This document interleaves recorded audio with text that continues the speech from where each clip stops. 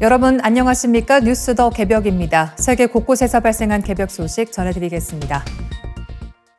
중국 상둔성의 한 게임 업체에서 퇴사한 직원의 업무 데이터를 학습시킨 인공지능 디지털 아바타를 실제 업무 현장에 투입하면서 전 세계적인 논란이 확산하고 있습니다. 직원이 회사를 떠난 뒤에도 그가 남긴 데이터가 디지털 분신이 되어 기존 업무를 이어가는 생소하면서도 섬뜩한 풍경이 현실화된 것입니다.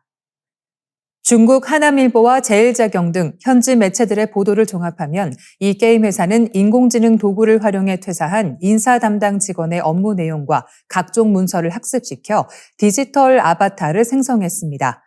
현재 이 아바타는 사내 채팅창 등에서 나는 이미 퇴사한 직원의 디지털 분신으로 재직 기간 처리했던 문서를 바탕으로 답변하겠다고 자신을 당당히 소개하며 활동하고 있습니다.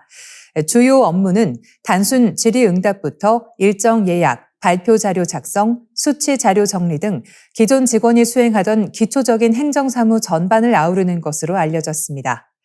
해당 기업은 단순 반복 업무를 인공지능으로 대체할 수 있는지 시험하기 위해 이러한 시도를 했다고 설명했습니다. 또한 퇴사한 직원의 동의를 얻어 업무를 학습시켰으며 실전 배치에 앞서 내부 테스트를 진행 중이라고 덧붙였습니다. 기업 관계자는 현재 인공지능 아바타의 역량이 단순한 지시에 대응하는 수준이지만 향후 안내와 접수, 일정 관리 등을 수행하는 인간형 휴머노이드 로봇 직원까지 개발해 현장에 투입할 계획이라고 밝혔습니다. 하지만 이러한 소식이 알려지자 중국 소셜미디어와 온라인 커뮤니티에서는 우려와 비판의 목소리가 들불처럼 번지고 있습니다.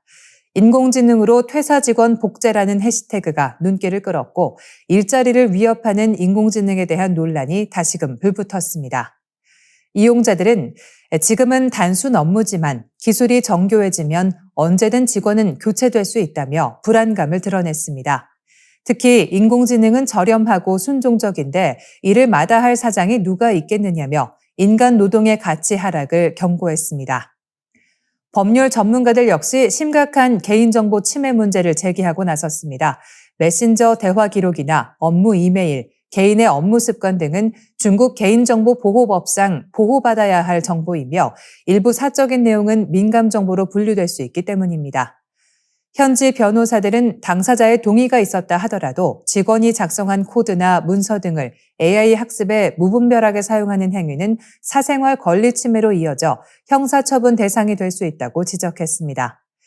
기술의 진보가 인간의 효율을 높이는 도구를 넘어 퇴사한 인간의 존재까지 디지털로 박제해 영구히 활용하려는 이번 시도는 우리 사회의 노동의 가치와 데이터 주권에 대한 무거운 숙제를 던지고 있습니다. 상처 부위에 붙이기만 하면 빛과 약물이 조절되어 치료 속도를 획기적으로 높여주는 신개념 스마트 패치가 개발됐습니다. 카이스트 전기 및 전자공학부 최경철 교수 연구팀은 한국세라믹기술원, 충북대학교와의 공동 연구를 통해 유기 발광 다이오드인 OLED와 약물 전달 시스템을 결합한 자가 조절형 상처 치료 패치 기술을 완성했다고 밝혔습니다. 그동안 상처 치료를 위해 흔히 사용하던 연고나 약물은 과다하게 사용할 경우 피부에 부작용을 일으킬 우려가 있었습니다. 또한 빛을 이용해 세포의 재생을 돕는 광생물 변조 치료 역시 적정 조사량을 넘어서게 되면 오히려 치료 효과가 반감되는 한계가 존재해 왔습니다.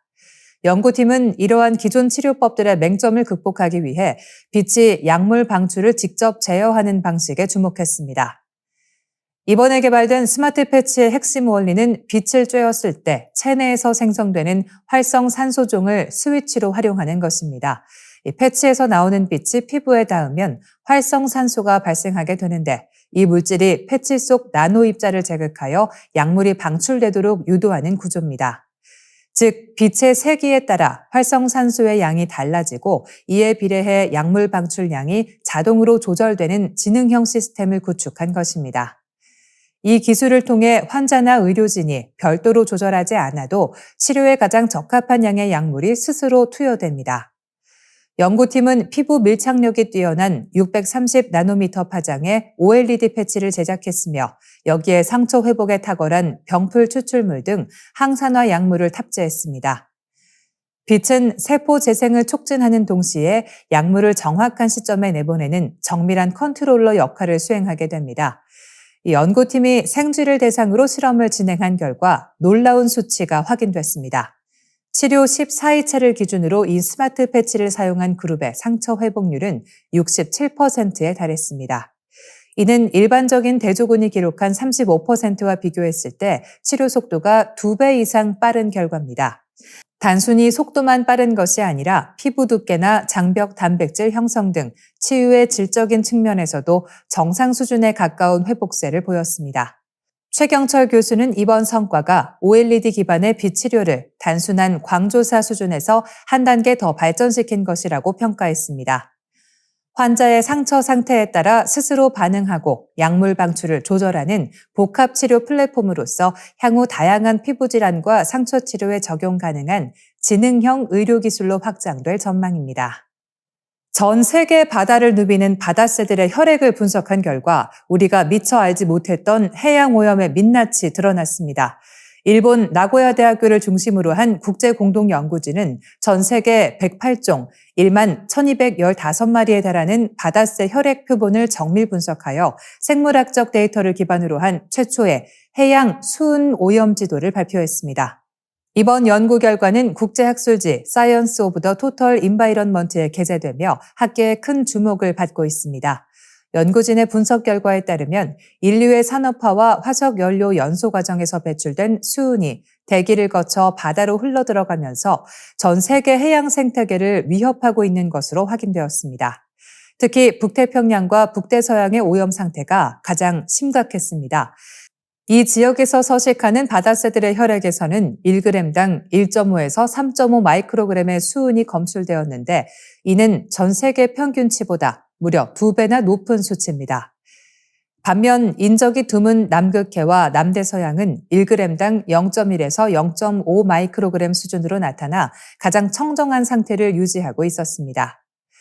이번 연구가 기존 방식과 차별화되는 점은 단순한 시뮬레이션이 아닌 살아있는 생물의 데이터를 직접 활용했다는 데 있습니다.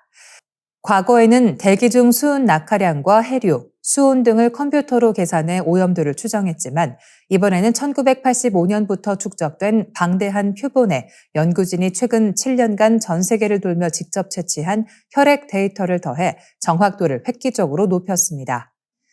조사 과정에서 연구진은 특정 식성을 가진 조류들이 수은 오염에 더욱 취약하다는 사실도 밝혀냈습니다.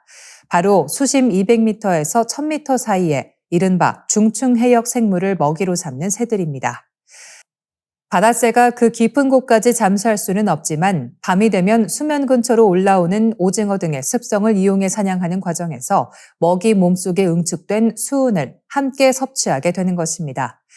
특히 우려되는 종은 거대한 날개폭을 자랑하는 엘버트로스입니다.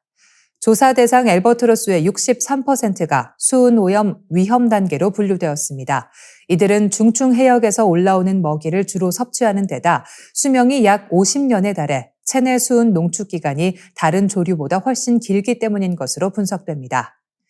전문가들은 이번 연구가 단순한 환경 조사를 넘어 향후 전 세계적인 해양 수은 오염을 감시하고 규명하는 새로운 표준이 될 것으로 기대하고 있습니다. 산업화의 부산물이 바다 건너 가장 먼 곳의 생명체들에게까지 소리 없이 잠식하고 있다는 경고에 귀를 기울여야 할 시점입니다. 북한이 최근 감행한 단거리 탄도미사일 도발이 단순한 무력 시위 단계를 넘어선 것으로 파악됐습니다. 이번 도발은 유사시 한미 양국의 전쟁 지휘부를 핵무기와 재래식 탄두로 동시에 타격해 초토화하기 위한 실전용 성능 검증이라는 분석이 지배적입니다. 특히 육해공군 본부가 밀집한 충남 계룡대와 주한미군 핵심 거점인 경기 평택의 캠프 험프리스를 정밀 타격권에 넣고 있다는 점이 핵심입니다. 북한은 지난 3월 14일 대남 전술핵 타격의 핵심 수단인 초대형 방사포 10여 발을 평양 순안 일대에서 동해상으로 일제히 발사했습니다. 당시 비행거리는 약 360km로 측정됐는데 이는 발사 방향을 남쪽으로 전환할 경우 우리 군의 심장부인 계룡대와 정확히 일치하는 거리입니다. 김정은 국무위원장은 훈련 참관 당시 전술 핵무기의 파괴적 위력을 적들에게 깊이 각인시키겠다고 언급하며 유사시 한국군 지휘부에 핵 세례를 퍼붓겠다는 의도를 노골화했습니다. 이어 지난 4월 8일 오전에는 북한판 이스칸데르로 불리는 KN-23 미사일을 강원 원산 일대에서 발사했습니다. 군 당국이 파악한 비행거리는 약 240km입니다. 이 역시 남쪽으로 방향을 돌리면 한미연합사령부와 주한미군 사령부가 위치한 평택 캠프 험프리스가 사정권에 들어옵니다. 본래 최대 사거리가 800km에 달하는 KN-23을 사거리를 대폭 줄여 발사한 것은 특정 표적인 평택 기지를 정밀하게 타격하기 위한 맞춤형 훈련이었음을 시사합니다. 주목해야 할 부분은 이번 미사일에 장착된 집속탄의 파괴력입니다. 집속탄은 한 발의 탄두에서 수백 개의 자탄이 쏟아져 나와 넓은 지역을 초토화하는 무기입니다. 북한은 이번 발사를 통해 축구장 10개 면적에 달하는 표적 지역을 순식간에 마비시킬 수 있음을 확증했다고 주장했습니다.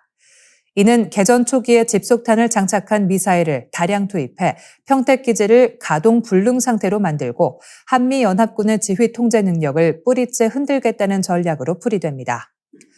군 관계자들의 분석에 따르면 최근 북한의 도발 양상은 핵과 고위력 재래식 무기를 혼합해 한미 지휘부를 최단 시간 내에 무력화하는 데 집중되어 있습니다.